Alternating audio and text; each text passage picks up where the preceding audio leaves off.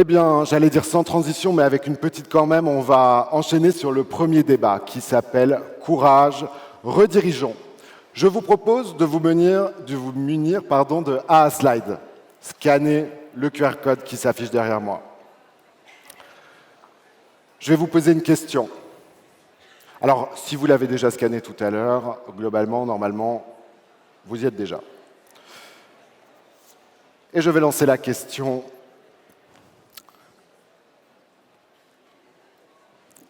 Selon l'ADEME, quel pourcentage des entreprises françaises ont déjà pleinement intégré les objectifs de réduction des émissions de gaz à effet de serre dans leur modèle économique, comme le recommande le GIEC? Il y a des joueurs prêts, hein? Allons-y. Est-ce que c'est 5%, 15%, 25%, 45% ou 65%?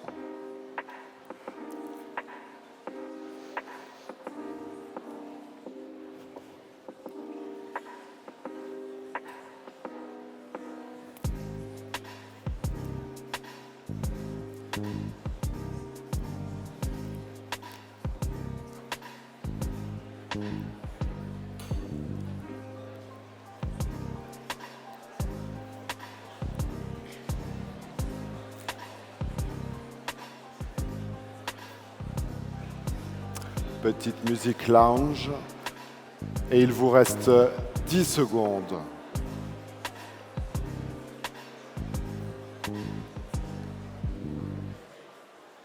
3, 2, 1, temps écoulé. Et 173 personnes ont répondu 15%. Eh bien, bravo à vous. C'est la bonne réponse. Et donc, cette question va nous permettre de lancer le grand débat. Courage, redirigeons. Parce que diriger, c'est choisir de penser différemment, de casser les codes, de ne pas choisir entre économie et écologie. On va tout de suite accueillir sur scène nos intervenants.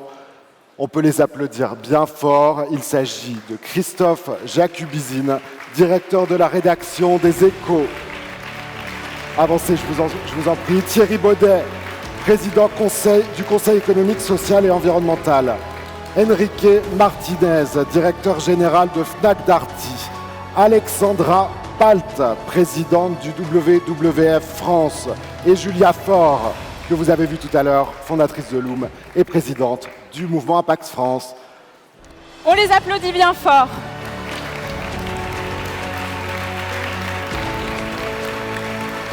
Ah oui, ça arrive de...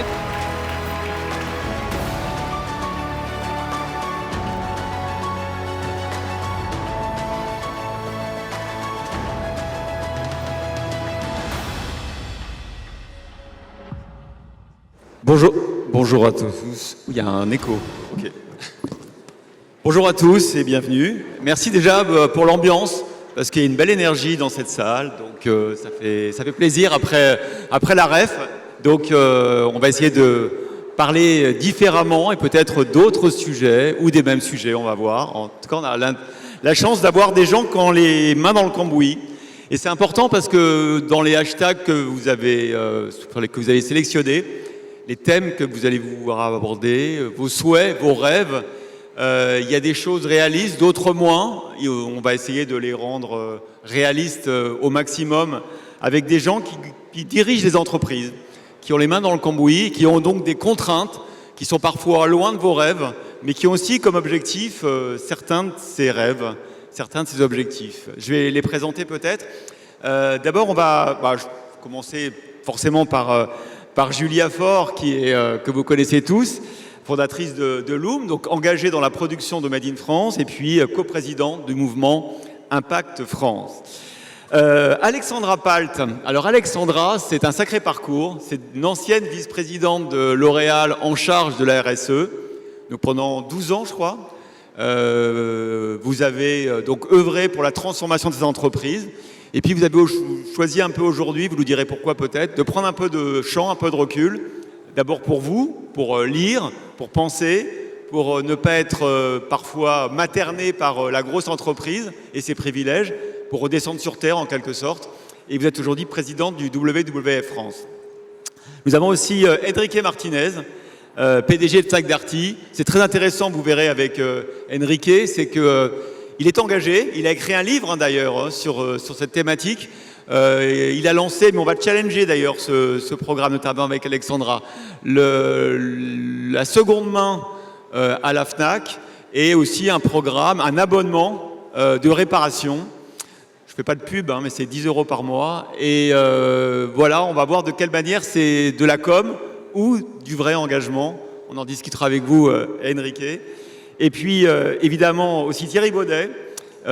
Engagement aussi engagé avec le parcours mutualiste, notamment avec la MGN pendant des années. Et aujourd'hui, président du CESE, du Conseil environnemental, social, enfin du Conseil économique, social et environnemental.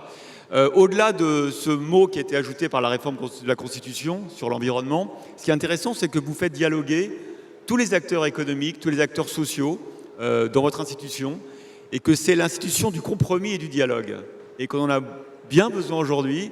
Peut-être que vous nous donnerez une sorte de méthode de travail, de méthode du vivre et faire ensemble, parce que je pense qu'en ce moment, on n'a pas la clé.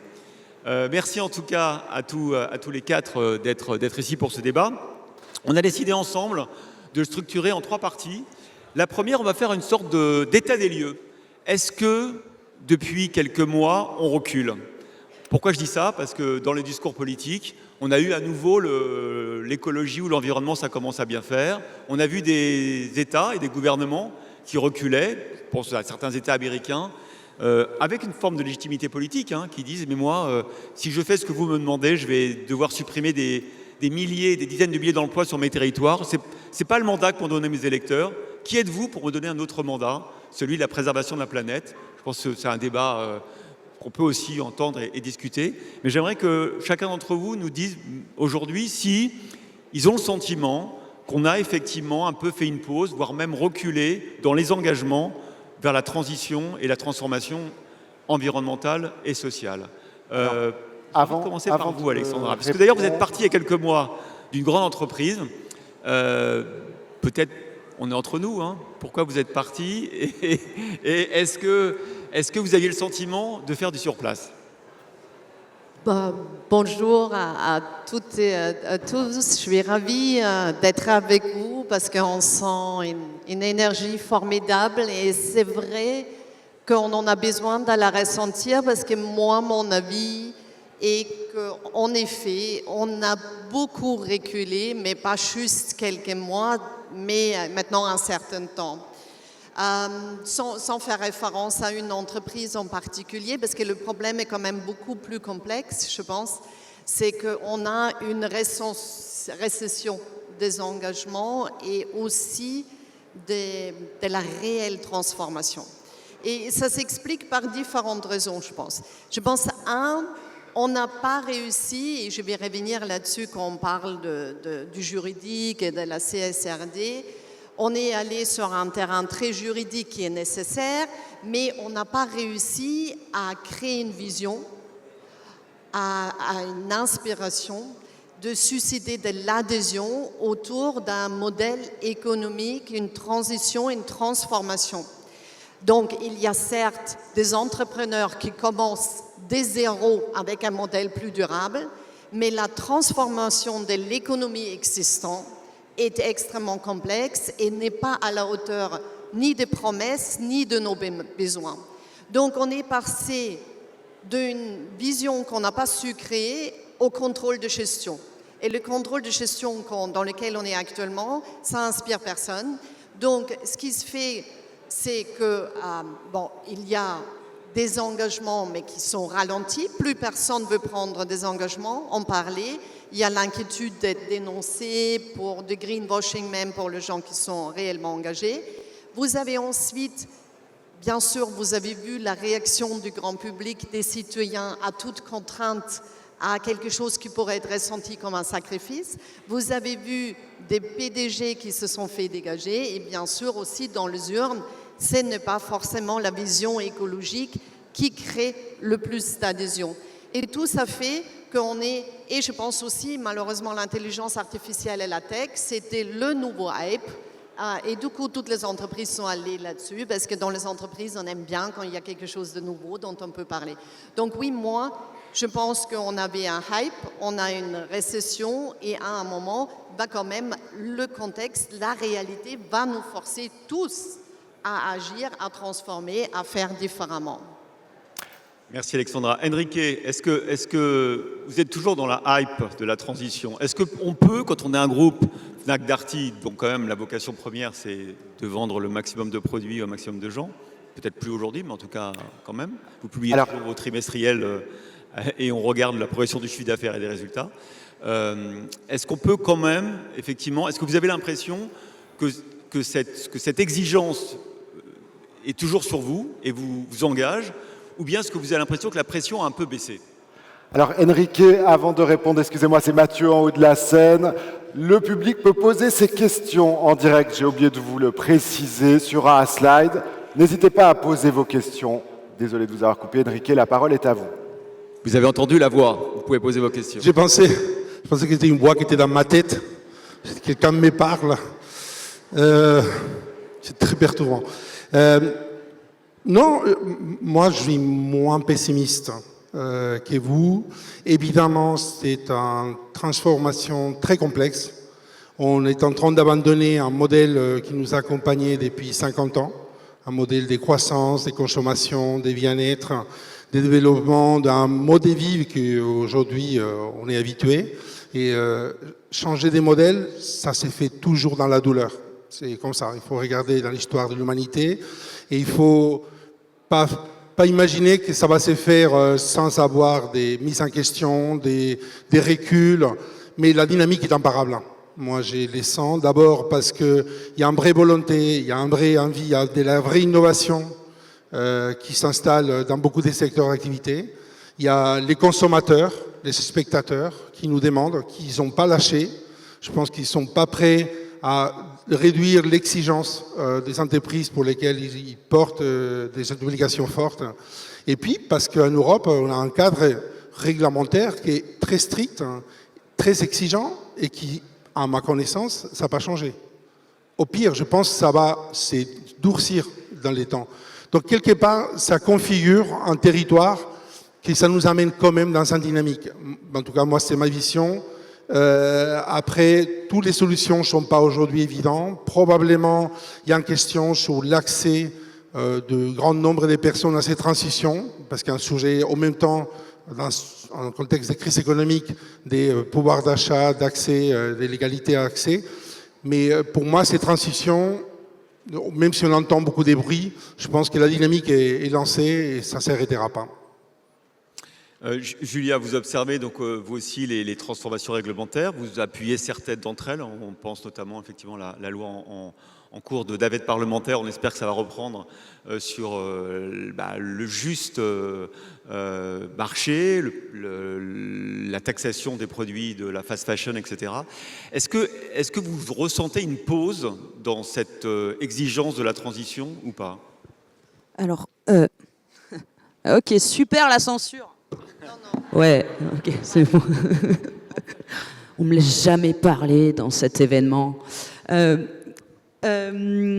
du coup, je connais pas le même milieu que vous. Moi, je connais pas très bien l'intérieur des grosses boîtes, donc je pourrais pas me prononcer sur cet aspect. Moi, ce que je connais bien, c'est le milieu de la mode, aussi bien les marques que les usines. Et moi, ce qu'on vit depuis plusieurs années, c'est un contexte extrêmement difficile avec les entreprises dont je vous parle qui ne sont même pas en train de se poser la question de leur impact ou de s'améliorer. Elles se posent la question de survivre. Parce que, en fait, la concurrence de la fast fashion et du low cost est tellement dure que c'est de la survie tous les jours. Et donc, moi, je considère que, par exemple, une usine qui produit en France, elle est déjà extrêmement haute dans les standards écologiques et sociaux par rapport à une usine qui produit en Asie. Donc, c'est pas à cette usine-là que je vais demander des efforts. C'est pas vrai. C'est moins à Veja que j'ai envie de demander des efforts qu'à Nike. Enfin, c'est ce truc-là. Et il se trouve que toutes les entreprises engagées ou un peu engagées, en ce moment, elles souffrent extrêmement fort dans le secteur de la mode. Et là, il y a encore récemment voilà, des marques et des entreprises qui se sont créées en même temps que la mienne, qui annoncent qu'elles ferment. Il y a toutes les semaines, j'ai un patron d'usine textile qui me dit « Ouais, là, c'est trop dur ». Et donc, on a cette loi qui est passée à l'Assemblée, qui permet de lutter contre la concurrence féroce de la fast fashion et du low cost. Mais là, elle est bloquée au Sénat. Et en fait, chaque jour qui retarde l'application de cette loi, il y a des entreprises de mon écosystème qui ferment, quoi. Et donc, oui, moi, je vois, ce recul, je le vois depuis plusieurs années. Et on a eu une bouffée d'espoir avec cette loi fast fashion qui aurait permis de relancer le moteur de l'engagement des entreprises dans le textile et la mode. Et ben là, on est en pause, quoi. On attend que cette loi passe. Donc, s'il y a des sénateurs dans la salle, est-ce que vous pouvez vite la passer et en garder l'ambition ? Merci.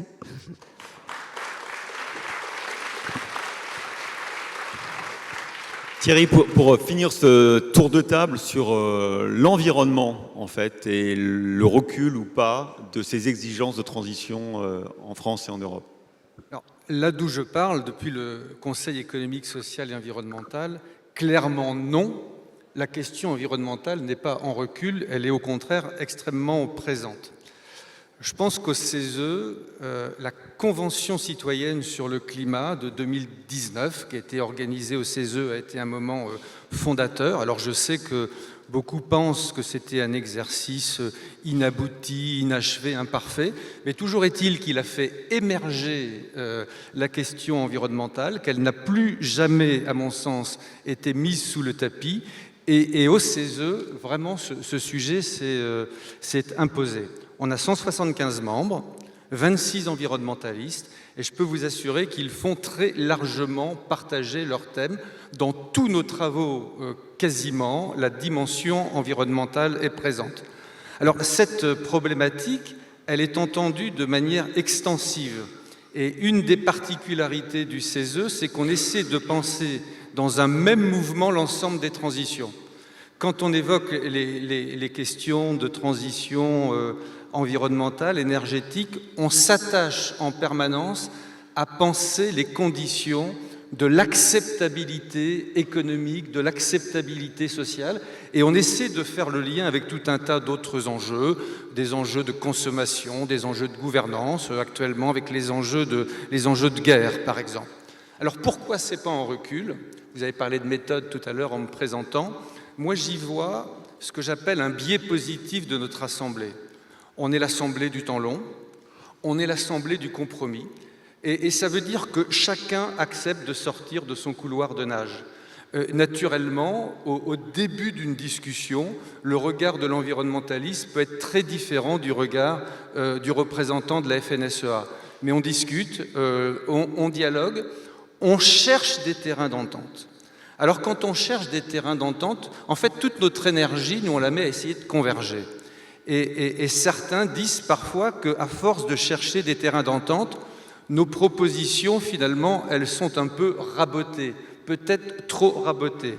Moi, ce que j'observe, c'est que ces propositions rabotées, pour reprendre l'expression parfois utilisée, elles sont néanmoins d'une ambition bien supérieure aux politiques publiques qui se déploient aujourd'hui. Et donc, j'y vois une méthode pour ce qui doit se passer dans la société, faire dialoguer les parties prenantes. Mon dernier mot sera pour dire que, naturellement, en dehors des murs du CESE, je ne suis pas naïf, avec le Covid, avec la guerre en Ukraine, avec l'inflation, avec l'extrême droite aux portes du pouvoir, la hiérarchie des périls, d'une certaine manière, peut tendre à se modifier. Il faut donc être très attentif.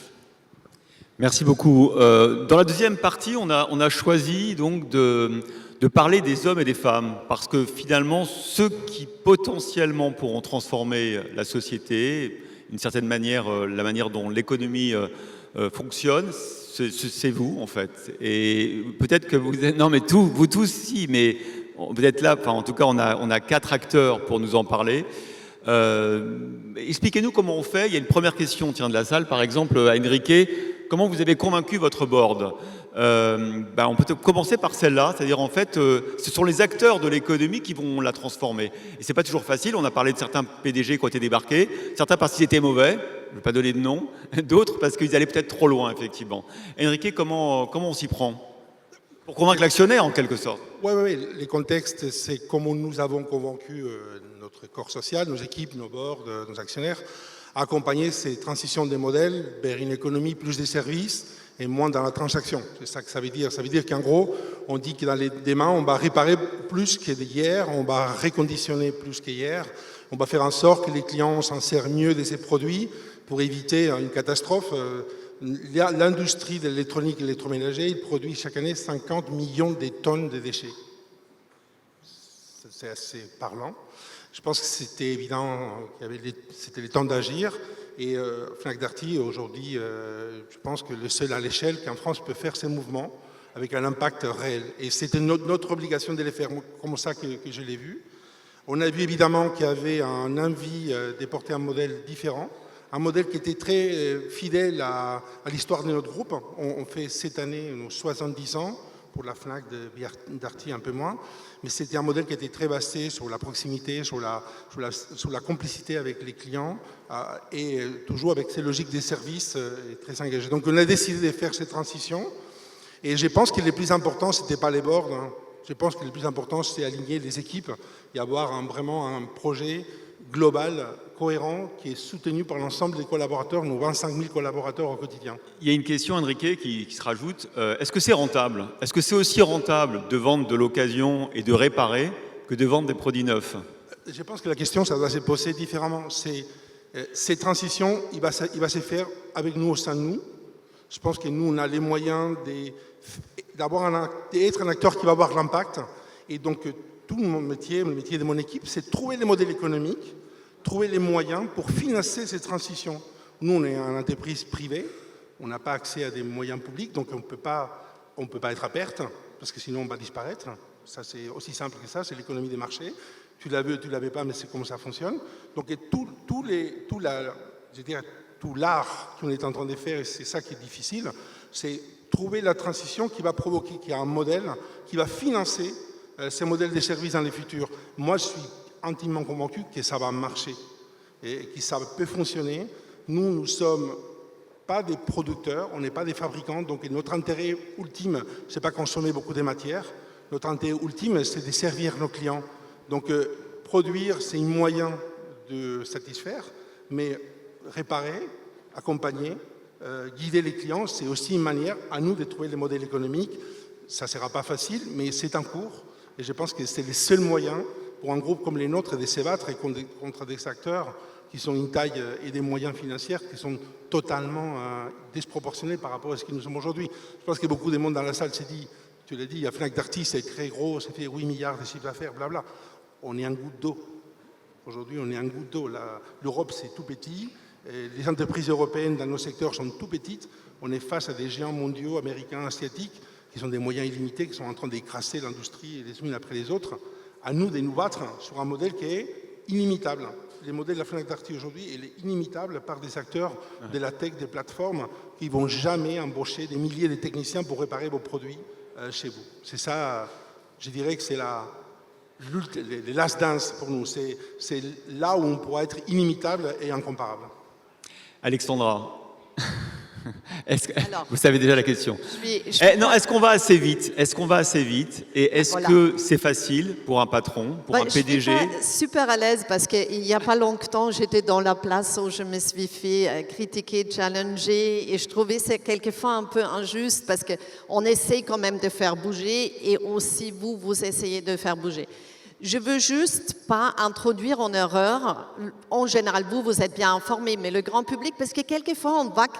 J'étais hier au MEDEF, on a l'impression que le problème est réglé. Hein. On fait la transition. Non, aujourd'hui, ça représente combien de votre chiffre d'affaires? Je vous pose la question différemment. Non, mais je vous fais... il y a 5 ans, on réparait 1,5 million des produits par an. Non, mais oubliez ça. Parce que pourcentage, ça veut dire rien dire, désolé. 1,5 million de produits par an réparés par an. L'année dernière, 2,5 millions.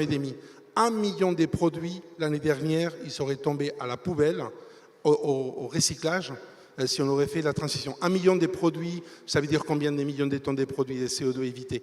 C'est comme ça qu'il faut les dire. Après, vous dites par rapport au chiffre d'affaires, ça ne veut rien dire parce que on continue à produire des produits, on continue à servir des clients, mais on a prolongé la vie des produits probablement des 3-4 ans. Aujourd'hui, on est capable de réparer des produits qui ont 12-15 ans d'ancienneté et ça va nous permettre d'encore aller plus loin dans le futur. Donc, si vous mettez en pourcentage, aujourd'hui, on vend autour de 200 millions de produits reconditionnés. Ça signifie énormément d'efforts, d'équipes, des matières, des installations pour le faire. On va probablement aller encore plus loin, mais il ne faut pas mettre les choses en sens logique et rien de ce qu'on fait, ça ne vaut rien. Au contraire, je pense que la dynamique est extrêmement positive et pour moi, ce n'est même pas les produits reconditionnés qui sont les symptômes. Pour moi, c'est la réparation. Moi, je ne dis pas du tout que c'est rien ce que vous faites et je trouve ça extrêmement important parce que c'est justement aller vers l'économie circulaire, à familiariser le consommateur, etc. Il faut juste qu'on arrête de se dire et de refuser de donner le pourcentage. Je trouve que c'est pas bien parce que moi, je vais vous dire un exemple que quand j'étais encore chez L'Oréal, on travaillait beaucoup sur les recharges. Parce que vous savez, dans la cosmétique, le packaging, c'est très impactant. Maintenant, c'est entre 1 et 3% du chiffre d'affaires. Quand on a un objectif d'arriver à 30, c'est autre chose. Mais aujourd'hui, je ne peux pas vous dire, c'est génial, etc. Donc moi, je trouve qu'il faut honorer et vous féliciter pour la vision de dire on va vers l'économie circulaire, mais il faut aussi être transparent sur le fait de dire que ça ne va pas du tout assez vite. Et on connaît les enjeux environnementaux. Je suis désolée. Donc, il faut quand même... Et ça ne veut pas dire que ce que vous faites, ce n'est pas bien. Il faut juste qu'on soit tous honnêtes. Parler vrai depuis les anciens Grecs, c'est important parce que sinon on ne peut pas transformer. Et ce n'est pas votre faute et ce n'est pas les méchants entreprises et les bons acteurs associatifs, c'est tous ensemble parce que je peux vous dire que le consommateur n'achète pas non plus la recharge parce que c'est un changement de comportement, etc. Donc cette accélération, il faut qu'elle se passe ensemble et il faut qu'on parle dans la transparence. Et là, il y a quand même des questions. On a encore de la marge. Parce que honnêtement, entre à quoi on donne la priorité, je suis d'accord avec vous, on ne peut pas casser complètement le modèle parce que sinon, il y a trop de pertes d'emploi, il y a trop de dégâts sociaux. Mais le stretch qu'on peut faire, c'est encore beaucoup, beaucoup plus important. Dans l'économie, dans les entreprises, et nous, en tant qu'individus aussi, on n'est pas au bout de nos efforts. On a aussi une responsabilité en tant que consommateurs et individus. Julia, vous vouliez intervenir. Après, j'ai d'autres questions pour vous deux. Ouais, très intéressant. Je trouve que vous avez évoqué tout le dilemme du chef d'entreprise. C'est-à-dire qu'on essaie de faire bien et on se rend compte que plus on fait bien, généralement, plus ça nous coûte des points de marge, plus c'est dur en termes de compétitivité. Ce que nous, au Mouvement Impact France, on appelle la prime au vice. C'est-à-dire qu'il n'y a pas beaucoup de récompenses économiques à faire bien. Et je crois que le courage du dirigeant aujourd'hui, c'est de dire ça. C'est de dire, oui, je fais des efforts et ça ne me rapporte pas beaucoup aujourd'hui. Parce que sinon, on reste dans l'illusion que en fait, la transition écologique, elle va se faire naturellement parce que les entreprises gagnent plein d'argent en le faisant. C'est faux. C'est dur pour les entreprises. Tous les efforts sociaux et environnementaux, quasiment, nous coûtent des points de marge, de la compétitivité. Donc il faut qu'on ait le courage de le dire. Il faut qu'on ait le courage de dire « ça, je ne peux pas le faire ». Et moi, je vais vous le dire, je n'arrive pas à relocaliser l'intégralité de la production de mes vêtements en France. Je n'y arrive pas. Mes vêtements seraient trop chers et du coup, je ne ferais plus de chiffre d'affaires. Je ne suis pas aussi forte que 1083. Mais j'adorerais. Mais pour ça, il me faut un cadre légal qui favorise une compétitivité juste. Pour ça, il faut que les produits qui sont produits dans des conditions environnementales et sociales déplorables ne puissent pas rentrer sur notre territoire sans une taxation adéquate. Donc je pense que c'est ça le courage des dirigeants. Bien sûr qu'on doit faire des efforts, mais on doit dire aussi comment nos efforts sont limités par le cadre et à quel point on a besoin de la loi et du politique pour nous aider dans cette direction.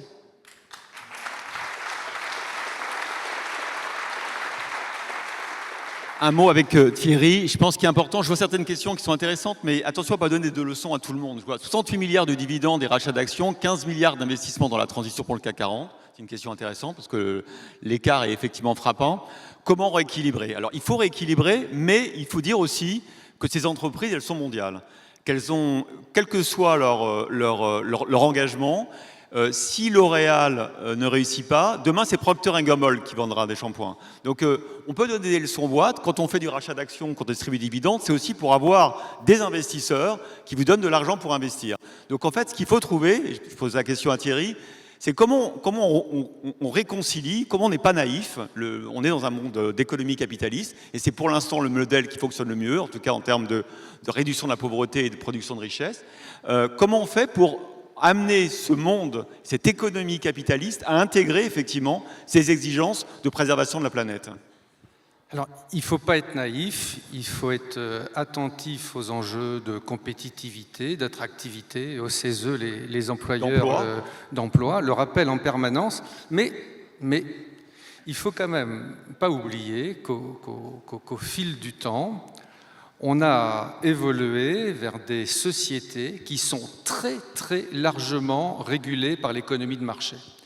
Et une société régulée par l'économie de marché, c'est une société où finalement l'économie de marché, elle a pris une place centrale dans nos comportements, dans nos pratiques, dans nos imaginaires, dans nos croyances collectives. Et je dis ça parce que, de fait, puisque la société est régulée par l'économie de marché, pèse en partie sur les dirigeants d'entreprise une responsabilité qui, à d'autres époques, a été celle de leaders politiques ou de leaders religieux. C'est comme ça. Et cette responsabilité, elle est d'autant plus forte que les solutions d'hier sont les problèmes d'aujourd'hui. Les solutions d'hier, parce que nos modèles de production et de consommation ont permis de sortir des millions de personnes de la pauvreté, mais qu'aujourd'hui, ces mêmes modèles se heurtent aux limites planétaires, l'érosion de la biodiversité, l'appauvrissement des sols, les pollutions, l'eau douce en recul, etc., etc. Et donc, moi je pense que les meilleurs des dirigeants ont conscience de cette responsabilité. J'utilise à dessein le terme « les meilleurs » parce que pour rester dans un vocabulaire économique, l'entreprise, elle doit aujourd'hui apporter une valeur ajoutée environnementale, sociale et sociétale bien plus large. Et vous avez dit qu'il faut être attentif à la compétitivité dans un environnement mondial, mais je crois que ça n'occulte pas le fait qu'aujourd'hui, la responsabilité d'un dirigeant, le courage d'un dirigeant, c'est de savoir prendre et d'assumer ce que j'appelle un risque de transition. Je voudrais donner un exemple très concret. Vous avez fait référence à mon parcours mutualiste. J'étais dans les mutuelles santé. Moi, je m'interrogeais en permanence sur le fait de savoir c'est quoi une bonne mutuelle santé. Beaucoup me disaient c'est celle qui rembourse le plus. Moi, je disais non, c'est celle qui rembourse le juste soin au juste prix. Et ça, c'était central dans les décisions que je prenais. Je ne vais pas détailler, mais j'ai passé, par exemple, avec d'autres qui sont là dans la salle, des accords avec des opticiens pour négocier des équipements de qualité à des tarifs donnés.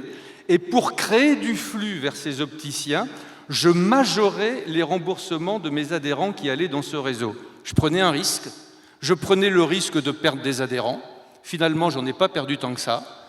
Je prenais le risque de me voir exposé à des procès de verriers et d'opticiens. J'ai eu beaucoup de procès de verriers et d'opticiens, mais on a tenu. Donc voilà, moi ce que je crois, si vous voulez, c'est que dans la petite question qu'on nous a posée avant cette table ronde, on a vu qu'aujourd'hui, il y avait 15% des entreprises qui étaient sur la bonne trajectoire pour la réduction des gaz à effet de serre à l'horizon 2030. On était surpris avec Alexandra de voir que c'était aussi peu. C'est pour ça que je parle des meilleurs. Mais je me dis que cette minorité éclairée, seule, elle n'y arrivera pas. Et on ne pourra pas compter que sur les dirigeants. Et donc moi, je crois qu'on a besoin d'un récit collectif partagé, d'un imaginaire collectif partagé pour aligner les intérêts, pour que les talents, finalement, aient envie de rejoindre les entreprises pionnières, pour que les consommateurs alignent, j'allais dire, leurs actes achats avec ces enjeux, et puis probablement aussi pour que les territoires y trouvent beaucoup d'intérêt. Alors moi j'ai une question pour Alexandra et pour Enrique. Alexandra, une question un peu personnelle du coup, parce que vous avez été engagée pendant 12 ans dans une transformation d'une grosse entreprise du CAC 40. Vous parliez des déchets, vous parliez des emballages, etc. Et on parle de manque de dirigeants qui ont une vision, de la nécessité de s'opposer parfois ou de convaincre ses actionnaires et les tierces parties. Pourquoi, Alexandra, vous avez quitté le navire? Oui, donc c'est vrai que ça rejoint le sujet du dirigeant. Donc je n'ai pas quitté L'Oréal et je l'ai dit vraiment, je trouve ce qu'on a essayé de faire, c'est bien, et si ça sera poursuivi, ça va être une vraie transformation. Mais en revanche, moi, je me suis rendu compte que dans le monde de l'économie, comme dans le monde politique, je trouve qu'on n'a nulle part les dirigeants qu'il nous faut. Parce que à l'heure actuelle, on a quand même l'impression, et même quand on regarde le vote dans le monde, le plus un dirigeant est hubristique, le plus il a du succès. Elon Musk. Le plus un politique est hubristique, le plus il a de succès. Bolsonaro, un gars avec une tronçonneuse en Argentine, Trump, et bon, on peut citer des exemples plus près peut-être aussi. Donc ça, c'est quand même un vrai sujet. Donc quand je regarde les formations ESSEC, INSEAD, où je fais plein de cours, mais à quel moment on va demander aux dirigeants de servir quelque chose de plus grand que lui-même? Donc, ce qui fait... Mais ça, c'est vraiment le sujet. Et ça, je trouve que c'est dans les petites entreprises où vous êtes là pour contribuer à l'économie, c'est autre chose.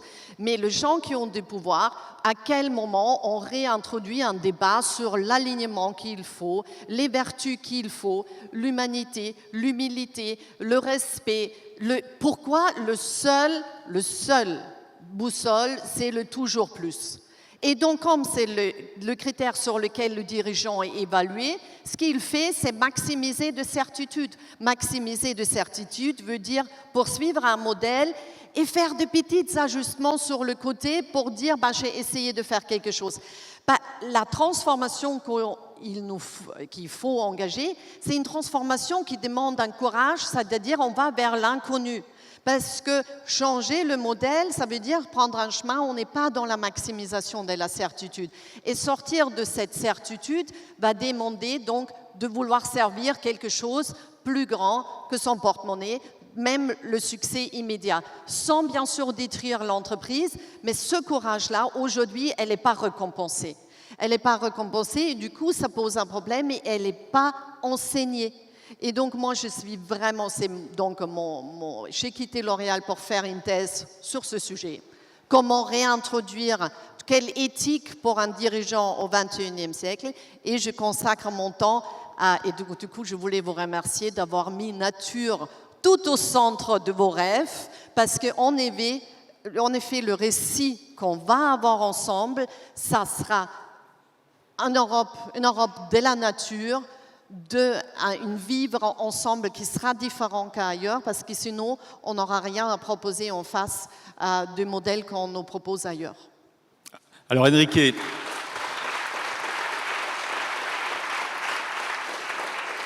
est-ce qu'on peut dévier la route de l'entreprise? Tout à l'heure, il y avait un hashtag dans les rêves des participants qui était hashtag décroissance.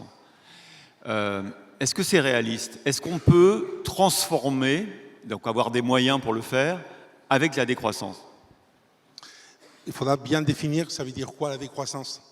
La décroissance, c'est qu'on va,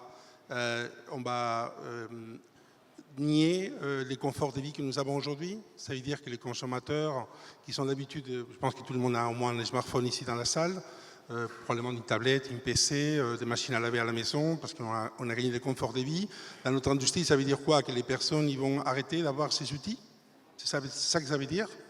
Ou est-ce que ça veut dire qu'on peut changer un peu l'angle qu'on regarde de ces métiers et dire on peut garder l'accès à ces outils qui aujourd'hui il nous semble très difficile à faire accepter aux personnes des nier, d'arrêter d'utiliser, mais trouver une économie qui permet d'être un peu plus harmonieuse avec la consommation, à la base de la consommation de l'énergie et l'émission de carbone. Moi je pense que c'est ça que ça veut dire.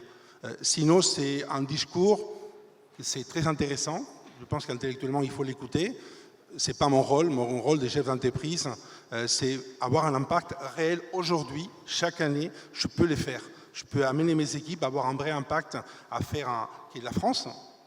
Ça, un chiffre qui n'est pas probablement très connu, mais la France, l'année dernière, a fait 20% de croissance en réparation des produits. La moyenne européenne était à peine des 10%. C'est énorme. On ne se rend pas compte, ça veut dire. On n'est pas champion dans plein de choses, mais ça, on était. Et ça, c'est pas les fruits des hasards. C'est pas parce qu'un jour on dit il faut réparer. Mais c'est génial. Moi, j'adore ce type de discours. Mais où sont les techniciens qui savent réparer aujourd'hui? Ça fait 20 ans qu'on ne forme pas dans les écoles des personnes qui ont la capacité. Est-ce que vous pensez qu'on peut les emporter? Est-ce qu'on peut les créer avec l'intelligence artificielle? Moi, j'ai rêvé de ça. Mais ça n'existait pas. Donc, ça veut dire que, oui, il faut entendre ce que ça veut dire. Et probablement, je suis d'accord avec ce que vous dites. C'est évident. C'est passé vite. C'est pas assez. On comprend tous que les dérèglements climatiques, ils battent très vite et probablement trop vite. Il faut probablement démarrer ce schéma et l'accélérer. Mais attention à dire ce qu'on fait, ça ne sert à rien. Parce que je vous dis une chose, que c'est très simple. Aujourd'hui, des entreprises, des petites et des grandes et des très grands qui s'engagent, c'est un chemin qui est très difficile. Si les consommateurs ne s'apprécient pas, on disparaîtra. C'est simple. À la fin, l'économie des marchés, c'est les investisseurs, mais c'est les clients. À la fin, c'est ça. C'est chaque individu, il décide s'il va acheter un t-shirt chez toi, Julia, ou s'il va acheter chez Temu et Shein. Et personne peut leur dire ce qu'il faut faire chaque jour, sauf d'interdire. Et là, c'est un autre modèle, probablement, avec des mondes qui arrivera. Donc, si on doit accepter que c'est les consommateurs qui font, attention de dénigrer celles qui sont aujourd'hui les seules qui sont intéressées à avoir cet impact. Parce que tous les restes qui sont autour de nous, et en dehors de la France, ces questions n'est même pas centrales, même pas entendues. Alors justement, c'est une très bonne transition vers la troisième partie de notre débat, c'est est-ce que du coup, il faut rajouter, peut-être, penser à une contrainte supplémentaire, soit sur les consommateurs, soit sur les producteurs. Il y a des questions de la salle, c'est si vous aviez une baguette magique, quelle est la mesure que vous souhaiteriez voir imposer pour aller dans le sens de la transition? Peut-être Julia, on peut partir là-dessus?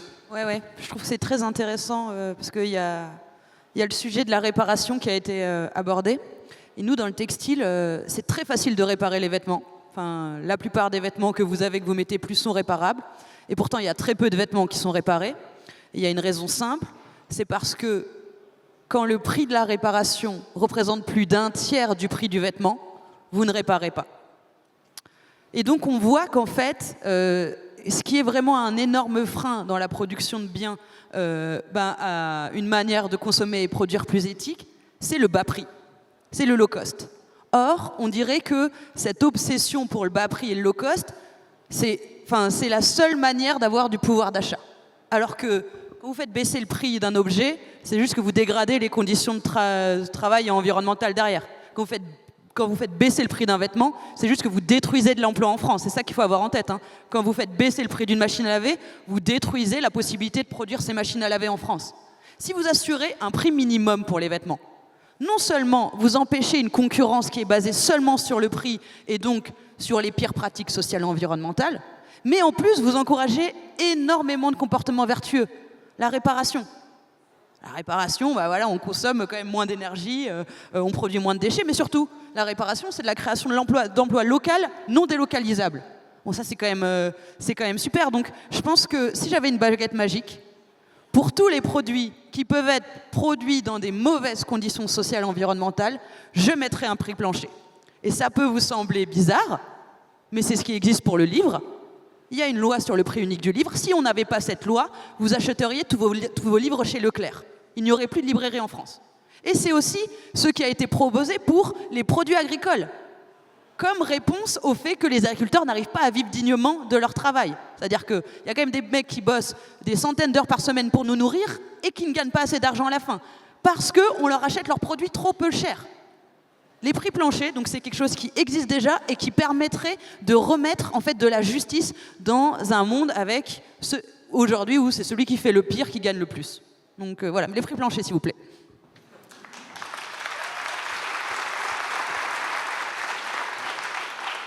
Thierry, peut-être sur la baguette magique et la mesure qui pourrait peut-être accélérer les choses. Non, mais sur la contrainte, sur la norme, c'est vrai qu'il y a un discours de plainte autour de la contrainte, de la norme. Il faut pas l'occulter, mais il faut quand même constater que l'incitation n'est pas toujours suffisante, notamment quand on a des objectifs ou des urgences calendaires qui font qu'on ne peut pas attendre. Et puis moi, je voudrais rappeler que le progrès social, environnemental, il se fait aussi sur la contrainte, qui reviendrait aujourd'hui sur la contrainte de l'école obligatoire. Je rappelle qu'au moment où la France était agricole, on avait besoin des jeunes hommes pour les travaux des champs, et il a fallu se battre pour rendre l'école obligatoire. Qui reviendrait aujourd'hui sur l'école obligatoire, qui reviendrait sur les congés payés, qui reviendrait sur l'exigence de parité, qui reviendrait sur l'exigence de normes sanitaires. Donc tout dépend, moi je pense, de l'objectif, du dosage de la contrainte. Et comme ça vient d'être dit, la contrainte, elle peut recréer de l'équité. En récompensant les pionniers, ceux qui ont pris des risques, en protégeant nos marchés de concurrence déloyale, les mécanismes d'ajustement aux frontières, les clauses miroirs, etc., etc. Mais moi, j'ai toujours un prisme population et les populations les plus fragiles.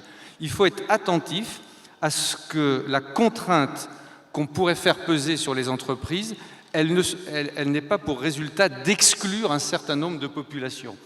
On l'avait vu avec la crise des gilets jaunes, où un certain nombre de contraintes n'ont pas été comprises et pas acceptées. Julia a fait une proposition, moi j'en ai une à faire aussi. Le CESE, d'une certaine manière, est devenu l'Assemblée de la participation citoyenne. On a une vraie expérience maintenant. Et moi, j'ai une conviction, c'est que si nos concitoyens ne sont pas toujours nombreux à se déplacer pour aller voter les dimanches d'élection, ça ne signifie pas qu'ils se désintéressent des sujets qui les concernent. Et au contraire, jamais nos concitoyens n'ont autant eu envie d'être acteurs des sujets qui les concernent. Donc moi, je pense qu'il faut imaginer des dispositifs qui leur permettraient d'exprimer, de leur point de vue, quelle est la juste contrainte et à quelles conditions elle est acceptable. Associer les différentes parties prenantes, associer les citoyens. La question de l'acceptabilité des politiques publiques est centrale. S'il suffisait des experts les plus pointus, des têtes les mieux faites, pour bâtir des politiques publiques qui trouvent à se déployer et à trouver leur cible, il y a longtemps qu'on le saurait, sauf que ça ne fonctionne pas comme ça. C'est pour ça que je dis associons les citoyens.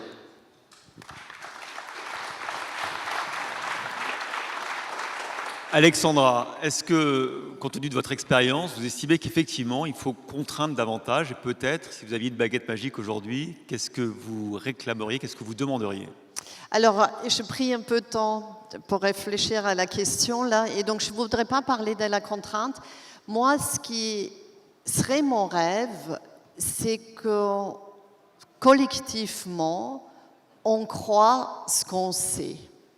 Et je m'explique, c'est Yann Arthur Bertrand qui avait dit ça à un moment.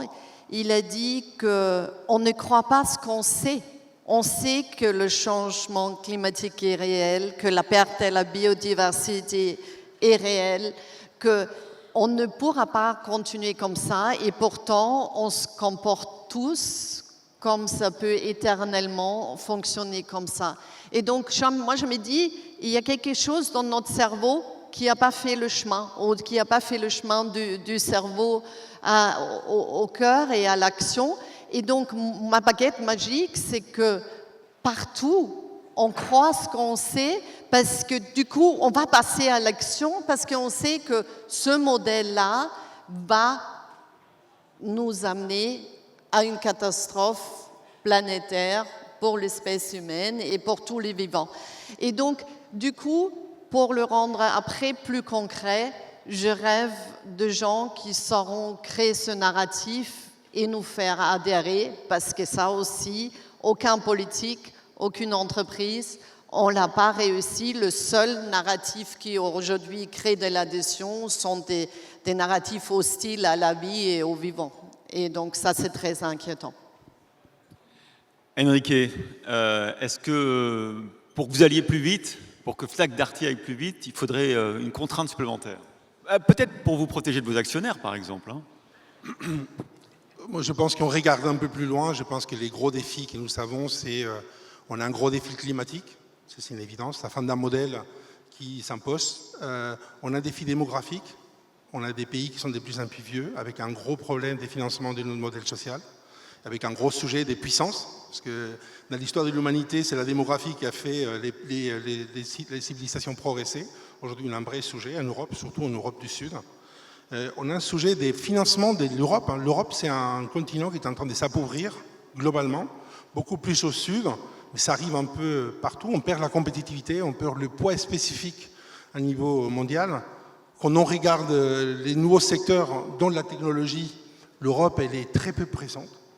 On est en train de perdre la bataille et ce n'est pas une question des pouvoirs, c'est une question d'exister. Et si l'Europe n'a pas des mains, il ne retrouve pas un modèle compétitif qui peut financer son économie, son modèle social, on aura un grave problème politique, social, d'épée, même en Europe.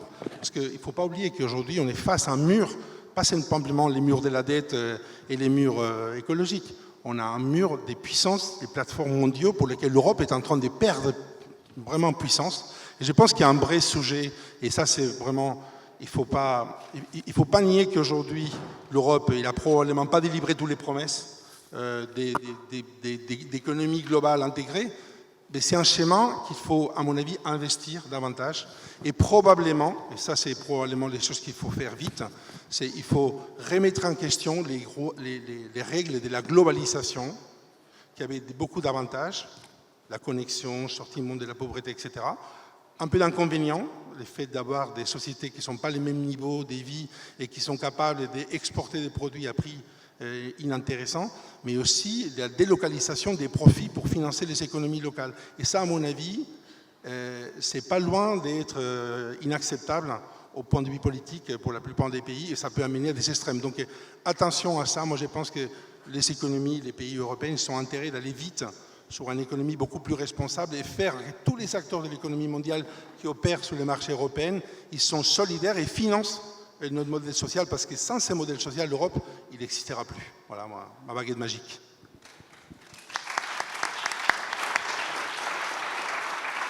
Je crois qu'il est temps de vous faire un peu travailler maintenant. On va vous faire interagir. Tout à fait, Christophe. Merci beaucoup. C'est passionnant. On va vous faire... Hop, je me glisse. Comme je vous l'ai dit tout à l'heure, toute la journée, on construit des propositions avec vous, avec les réseaux d'entrepreneurs. J'ai cité tout à l'heure Make Sense, Ashoka, je peux vous citer Les Déterminés, Commerce Équitable France. Voilà, on est vraiment très nombreux à pousser ces propositions et à les co-construire sur le terrain. Et donc, on va vous demander de voter pour la proposition prioritaire selon vous. Donc vous rejoignez à Slide avec le QR code ou avec le lien qui s'affiche derrière nous. Et c'est parti, 3 propositions. Mettre en place des affichages environnementaux et sociaux robustes pour les produits avec des bonus-malus associés. Deuxième proposition, interdire la publicité pour les produits les plus néfastes sur le plan écologique, sanitaire et social. Troisième proposition, instaurer des prix planchers pour renoncer à la guerre du bas prix. Vous avez encore 15 secondes pour voter pour la proposition qui vous paraît prioritaire.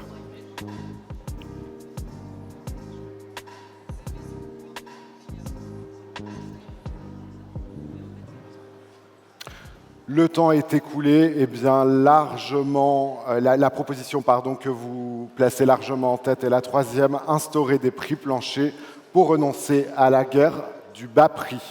Merci beaucoup pour votre participation.